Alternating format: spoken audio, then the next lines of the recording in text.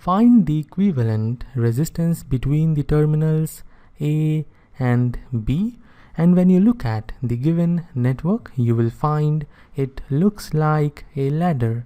And here we have a particular sequence of resistors repeated till infinity, and therefore we call this network infinite ladder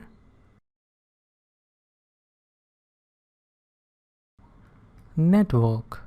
Now we will understand the process to calculate the equivalent resistance when we have the infinite ladder network.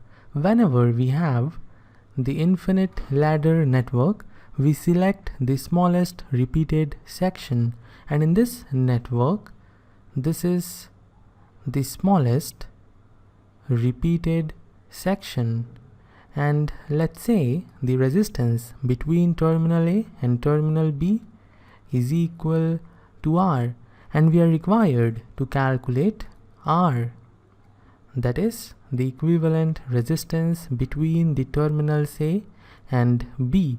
Now consider one case in which we remove our first repeated section and we want to calculate the resistance between these two terminals. And when you think logically, then you will understand that the resistance between these two terminals will be R, that is same as the resistance between A and B terminals. Now try to understand why they are same. We have this particular structure repeated till infinity, that is this particular structure is repeated infinite number of times, and if we remove one such structure, then the equivalent resistance will not change and it will remain the same. Now focus on what we are having after this analysis. Between terminal A and terminal B, resistance is R, and then we have 1 ohm resistor. After this we have another 1 ohm resistor connected like this, and then between these two terminals we have the equivalent resistance as R. Therefore we can have one resistor between these two terminals having the value R, and we can remove this portion of the ladder network. So finally we are having resistance R between A and B, then we have 1 ohm resistor, another 1 ohm resistor connected like this, and then we have one resistor having the value R, and from this we can calculate R.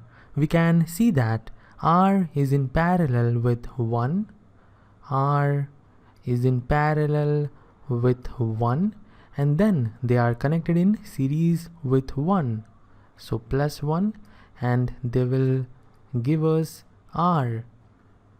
R parallel with 1 is R over R plus 1, then we have plus 1. Now we will have R multiplied to R plus 1 equal to R plus 1. This is after multiplying left hand side and the right hand side by R plus 1. So when you simplify this, you will have R square plus R equal twice of R plus 1, or we can say that we have R square minus R minus 1 equal to 0. So we have one quadratic equation, and we know how to deal with the quadratic equation. If we have ax square plus bx plus c equal to 0, then x will have the two roots and they will be equal to minus b plus minus under root b square minus 4 times ac divided by 2 times a. Now in our equation you can see that a is equal to 1, b is equal to minus 1, and c is also equal to minus 1. Therefore r is equal to minus 1 plus minus under root minus 1 square minus 4 multiplied to 1 multiplied to minus 1 divided by 2 times 1. This is equal to 1 plus minus under root 1 plus 4 divided by 2. Then we have 1 plus minus under root 5 divided by 2. So now we are having two values of r is equal to 1 plus under root 5 divided by 2, and it is equal to 1 minus under root 5 divided by 2. Now under root 5 is greater than 1. This means the numerator is going to be negative, and therefore overall we will get r as negative, and we know resistance cannot be negative. Therefore we will not take or select this value, we will take this value. So finally we are having our answer as r equal to 1 plus under root 5 divided by 2 ohms. You can simplify it and have the value 1.62 ohms. So I hope you now understand how to deal with infinite ladder networks.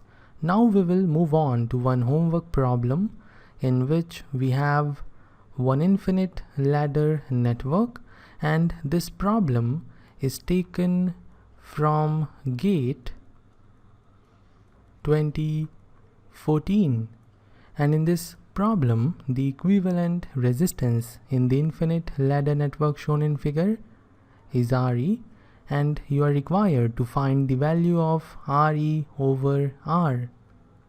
So once you have your answer, post it in comment section. Now I will end this lecture here. See you in the next one.